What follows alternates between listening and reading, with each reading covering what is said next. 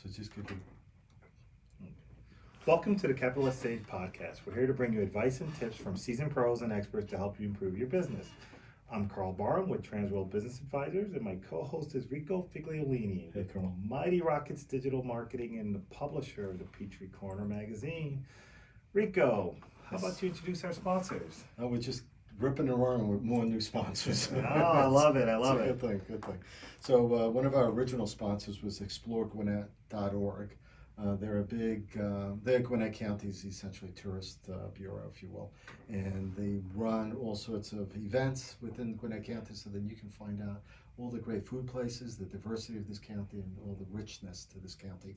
Visit them at exploregwinnett.org because that's where you're going to get most of that information, along with the top 10 list of videos that we've done together, which are great too, like the top 10 date night places, top 10 places to go out with your kids, and a bunch of other things like that.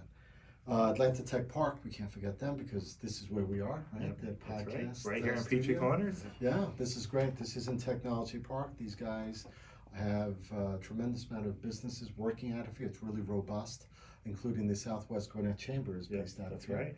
Karl, you're based out of here too, right? Yeah, So there's Transworld is here too. Right, and even Mighty Rockets has a place, a seat where we can go to. So you could do everything from rent a full suite of office space here, down to even just coming in just for the day and plugging in. Absolutely, or even if you have events where you need a room, a meeting room, training room, and a large event space facility for hosting conferences and different events. So. Can accommodate several hundred people at that. That's right. Out there. The other sponsor that we have is CMX Cinebistro, and they're new to Town Center. A great place. They're like a 4-star restaurant, 5-star restaurant, let's say, that happens to show movies. They do everything from scratch in their kitchen. And Lentz knows about this because this is what happens in a truck, right? So beautiful cuisine stuff, scratch cocktails. They have over a dozen different cocktails they do from scratch. The desserts are all from scratch, nothing's frozen.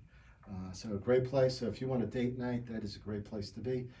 They're showing Spider-Man Far From Home this weekend, Toy Story 4 yesterday, which is supposed to be really cool, Annabelle Comes Home, and Rocket Man.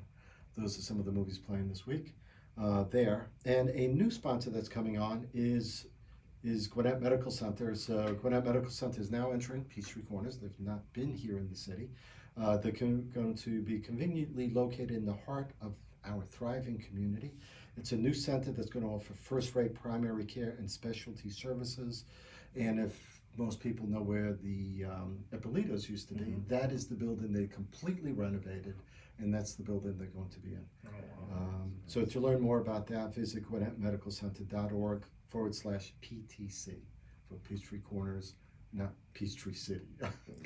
I love how all these businesses are coming into Peachtree Corners and Gwinnett and just continuing to expand. I don't know if people have been to the town center and some of those other areas. We're seeing all these new restaurants and just community coming together. They had so many events over the past couple of weekends. They had like 7,000 people at the last concert with the cover band for Queen, right? Correct. Yeah, Queen Nation. Yeah, and they have like 6 cameras pointing into town center on there with facial recognition.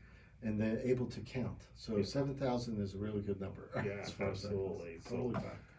Well, today, our guest today is Lentz Pean. He's an entrepreneur, business owner, and also a food truck expert. And I don't know if folks have been able to partake in this food truck movement, but I love going around town and seeing all the different options around a food truck. Lentz owns several businesses, including food trucks, as well as he's got a business where he's a food truck architect, help people bring their vision to life around food truck to help build their brand as they're going out there. But along with that, he's also got some expertise on how to run those kind of businesses and some of the trends that have shifted to make food trucks so popular for a lot of entrepreneurs. And the best part about it, he is right here in our backyards in Peachtree Corners in Norcross, where he's operating and employing people in the community and just helping other entrepreneurs navigate all of the licensing, the business aspects of it, and just help them to be more successful. So Lentz, I want to thank you for joining us today. Thank you for inviting me. I appreciate it. Why don't you tell us a little bit about your journey in getting into this business? I know where you started to where you've ended. I don't know that anyone would have predicted that. Yeah, I'm born and raised in Boston, and I moved here for cost of living. It was pretty high in Boston. So my wife and I, we moved out here. I became a police officer, and I worked undercover narcotics. I spent some time on the SWAT team, and working undercover, we used to eat on food trucks quite often because I mean that's what we did. And I just had that urge. I was like, you know what? Why can't I do this? Because I mean, it looks easy enough, you know. And I had some other businesses myself. Came home, told the wife what I discovered, and she was like, "Oh, not again." But then we went ahead and I purchased a trailer. She named it Grubbin Out. I assisted with the menu, and that's where we started. Wow. So, Wow. So as you started getting into that, what did you notice? You know, most people that think about getting into food, they go into restaurants. What did you discover in starting a food truck that you found advantageous? well, first off, the great part about it was we were able to go to the people instead of the people coming to us. So for lunch, we were in Atlanta. For dinner, we were probably in DeKalb somewhere. So we were able to go where the people were. And that cut down on our overhead costs significantly. We weren't having to pay for an electricity bill and this and that and the other. So it made it very easy for us to navigate and become known in the city because we're everywhere. So How about some of the things like as food trucks start to grow, the regulation and controls and so on that? permitting is tough. Yeah. It really is. You have to know what you're doing because every county needs the health department needs to inspect your truck. Oftentimes trucks don't realize that on any given day, if you go from Fulton County to DeKalb County, you may be inspected twice in the same day because you're in different counties. So that's something you guys, food truck owners, fail to realize that permitting plays a big role in the city. Oftentimes in different cities, you need every city possibly can need a permit for every city, along with your Fulton County or DeKalb County Health Department. Yeah, and then the fire department, they need to inspect you as well for every county. So it's a lot of paperwork and behind the scenes. So what are you dealing with when you're saying you're in Fulton for lunch and then DeKalb for dinner? How many departments are you actually dealing with? Well, you're dealing with the fire department, you're dealing with the city of Atlanta, you're dealing with Fulton County Health Department. So you're dealing with three different. Just in Fulton County. Just alone. in Fulton County alone. Wow. Then do you need to say where you're going to be then? Yes, you also need to provide them with a route list of where you're going to be, and if you don't, you can face some fines for that. Okay. I wonder if someone was thinking of starting a food truck, what would be the first things you would advise them to consider before they make that plunge? I would tell them to don't try to reinvent the wheel. I mean, it's food truck. The industry in itself is cool enough, you know. So keep it basic, keep it simple. 8 to 10 items on your menu, which is fine, and watch your food costs and factor in employees. It's tough. It's tough to find good help. Do they meet you at where you go, or do you pick them up along the way? Well, it depends on your finances. It really depends. My guys, you know, I don't work the truck anymore, so my guys are all full time. So they meet at the kitchen and they prep the food and then they load it and then they go. So they're on the truck all day. But there was a time where I would pick people up and they would meet me at events and things like that. So yeah. Well, you mentioned prepping the food. So besides having the food truck where people are able to make food and distribute it out, explain how working with the kitchens work into that whole process. Well, what a lot of trucks fail to realize as well is to operate in the state of Georgia, you need to be affiliated with a commissary kitchen, a base of operation where you prep your food. And I realized that pretty early in the game after I had already purchased the truck that I did have some sort of overhead. I had to pay for a kitchen. And so early on I realized, why can't I just create my own? Like, what's the point of paying someone else to do this for me? So that's when I started the second business, which is my kitchen. And that is a shared facility where I mentor and monitor and cook and prep all of the food. And now we prep food for almost 30 food trucks now, and we're rocking and rolling right here in Peachtree Corner. So it's pretty cool. Wow. So the first thing is getting a truck and getting permitting and so on, determining your menu, determining your business, getting aligned with the kitchen space for folks to do. Do you ever see where people start off with a food truck and then evolve into a retail space? Yeah, I actually, one of my mentors, Will Turner, he started the Blaxican food truck years ago. He's like one of the guys that put me in the right direction in the industry. He actually had started with just a truck, and now he has a restaurant right here in Peachtree Corners called the Blaxican. So it's possible. Really good food. So I think what's really interesting about that is you could build your following first and kind of experiment with your menu before you take the risk of the overhead. And if you build a strong enough following, you know that they'll follow you to the restaurant when you get there, so it lowers the risk. Exactly. The restaurant industry is a really risky industry, so it's a safer route to do it like that. Do you find social media is really important for the food truck? It definitely is. Nowadays, where everyone's always tweeting, on Facebook, everything. So you just put it out there, and people will follow. Does Yelp actually review? Yelp does review some food trucks. They? Yeah, Really? they do. Yeah. Since you're not fixed, it's almost like really funny about that. Yeah, exactly. Like there's no address or you can just a website. Catch them while you can. Yes.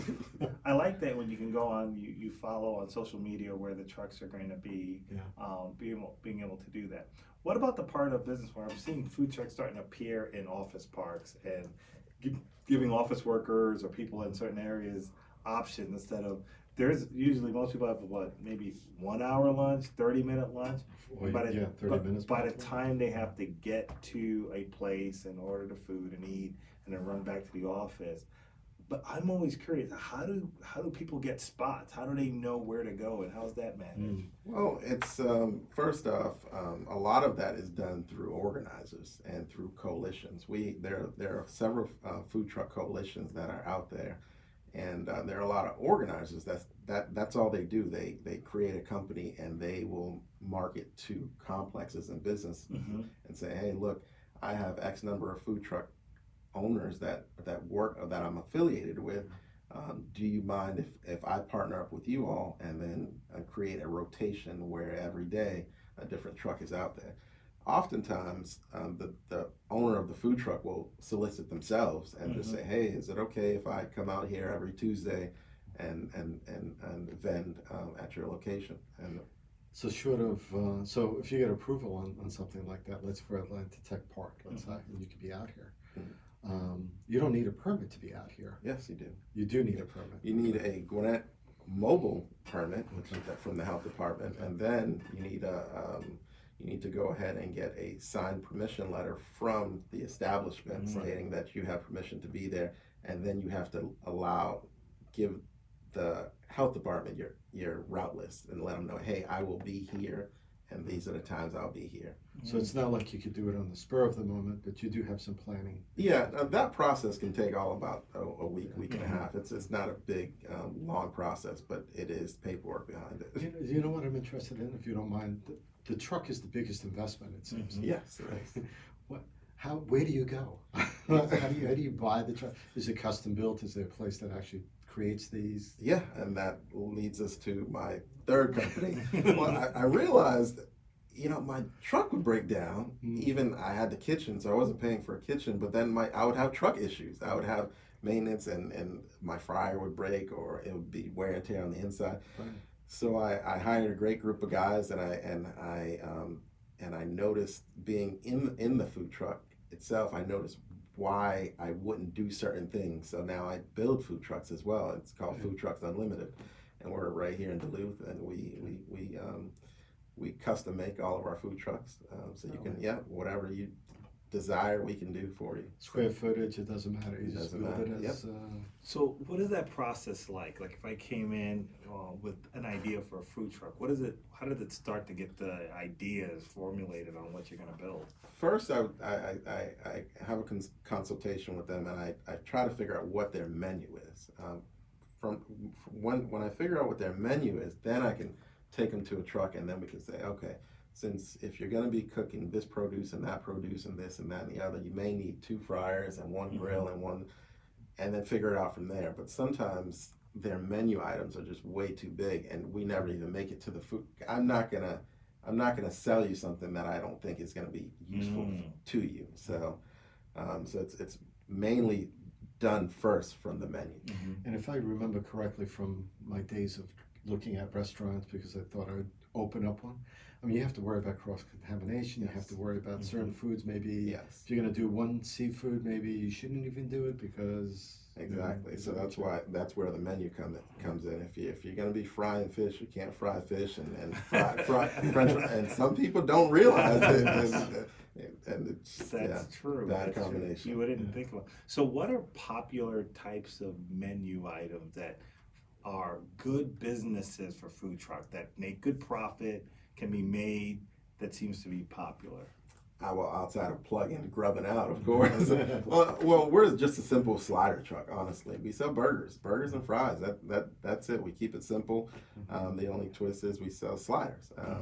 Tacos are always a great, anything that you can find a way to put a twist or a flair on, but still paying homage to the original is always great, you know. And burgers, tacos, they find a way where you can customize it and still have some fun with it.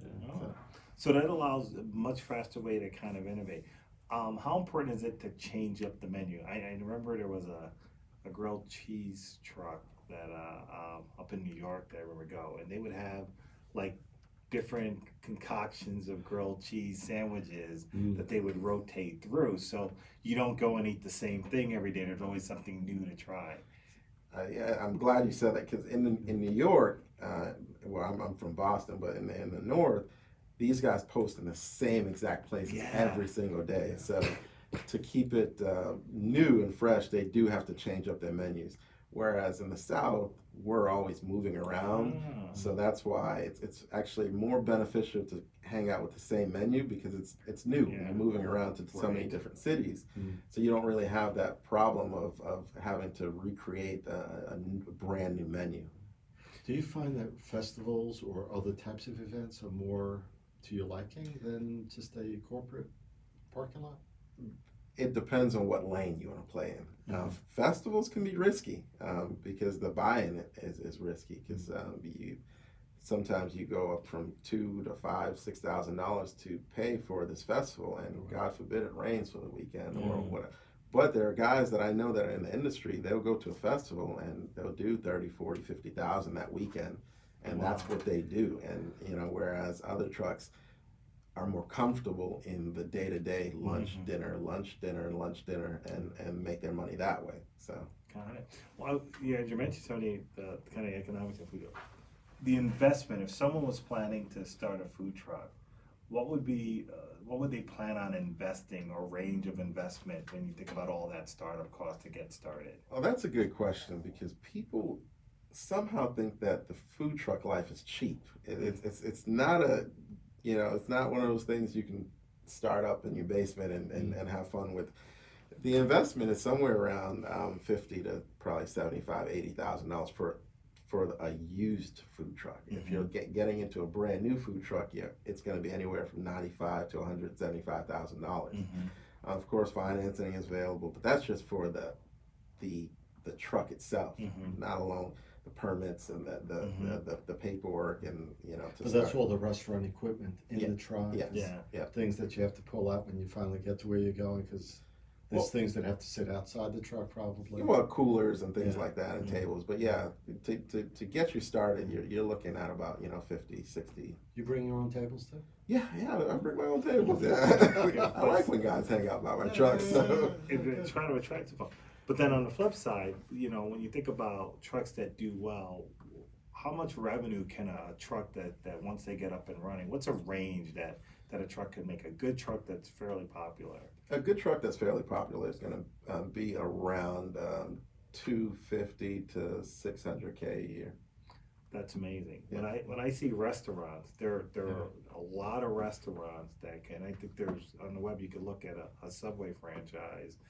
the average for Subway they'll do in a year is about 500,000, 500,000 plus or minus is the average. So a food truck can do what a Subway would do, but fraction of cost. And you can even cookie cut, if you will. I mean, duplicate or clone another truck doing the same exact thing. Yeah, okay. You make all your food in the one place anyway, right? What are you doing you're prepping all the food, I guess, and then you're finishing it up in the truck. At one point in time, I had 4 or 5 Grubbin Outs in Metro Atlanta, and I had them out in different cities and different counties, and it worked for me. The only thing was I had no life at all, so I had to phase it back and just now I just do the one because it's a lot less pressure on me. So let me ask you something. When you did the multiple trucks, because it would make sense to me, I guess.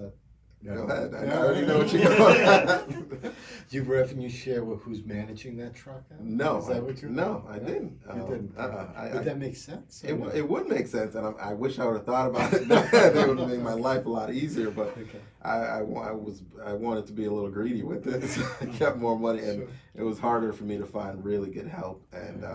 And just because you double just because you have a second truck, that doesn't equal you doubling your revenue. So it was more advantageous for me to take a step back. Right, I can almost see the webcams in the truck. And, Yeah. How you doing there, Phil? Oh, that was me.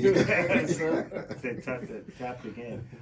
What about marketing the truck? So when you think about marketing and building that first year, building your following, what do you see being successful?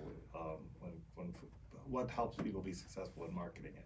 I think the name has a great deal of the name helps.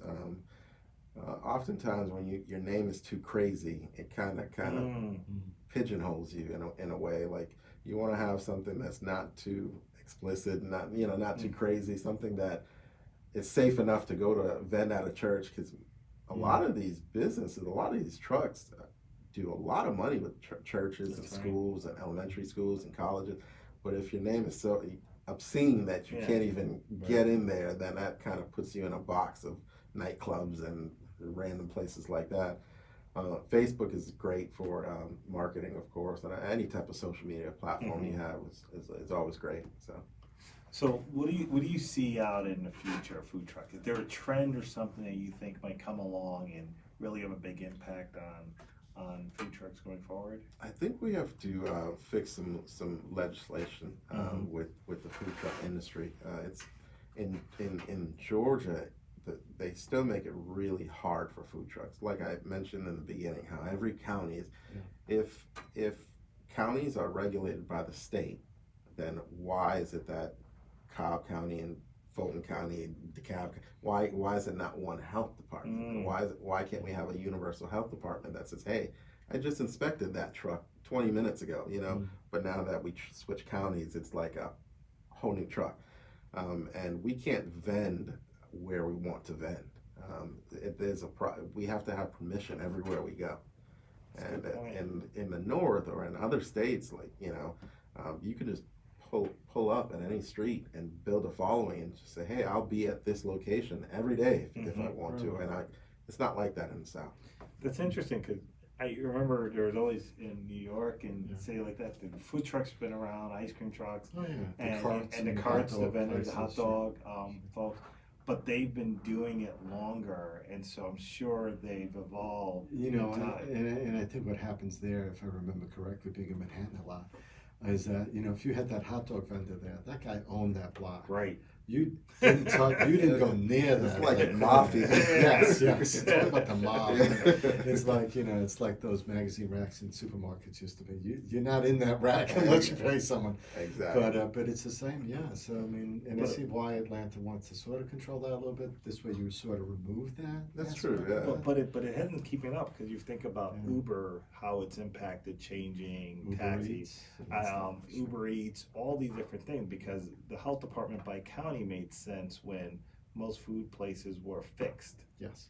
But now that you've got a mobile food Gig economy and business, stuff. Yeah. morphing the regulations and so on to serve that, because I don't think it's going down anytime. Are you seeing more food trucks coming as business picking up. The new food truck opens up almost every day. I swear, it feels like it. Honestly, it's faster than ever. The industry is really moving right now. Oh, good. Well, I want to thank you, Lentz. This has been really fascinating learning.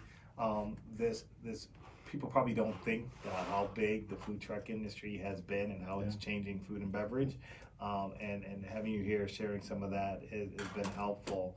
I want to thank you very much for taking time to come and speak with us today. We want to thank Atlanta Tech Park for hosting the Capitalist Age podcast. And if you ever want a space, rent some space, or have a place to work with other entrepreneurs that are looking to build businesses here in the Peachtree Corner, Norcross, South Gwinnett area, definitely worth taking a look at. I'm Karl Barham with Transworld Business Advisors of Atlanta Peachtree.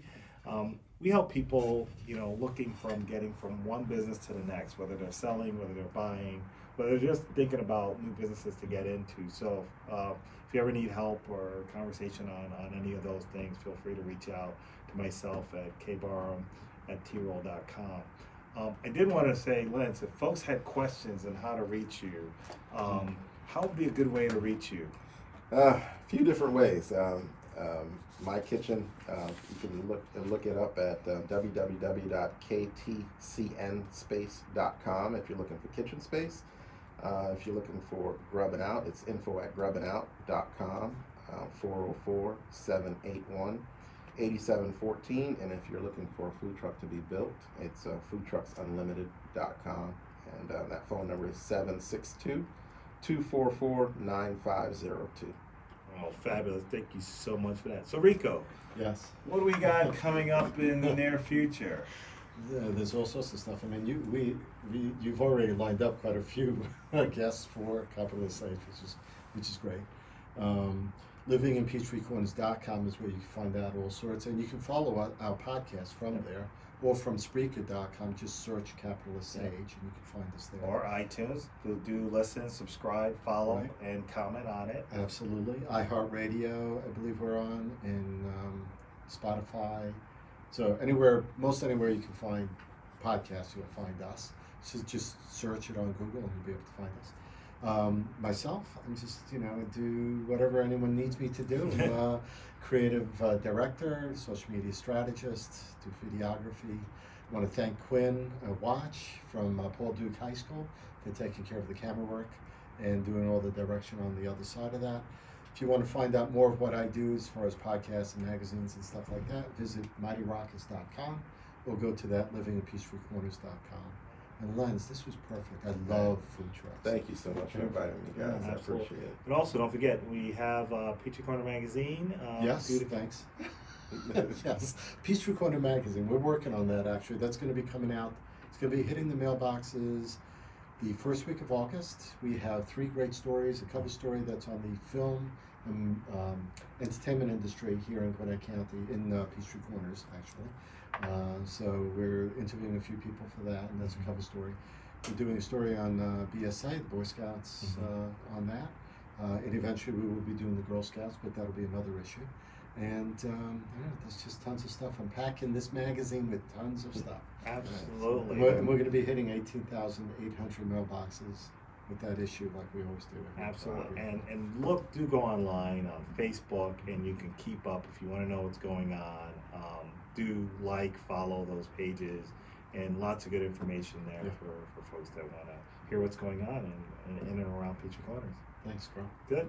Well, thank you, everybody. Thanks, Lentz, for visiting today, and look forward to more exciting shows coming up in the near future. Thanks, everyone. Thank you. Thanks.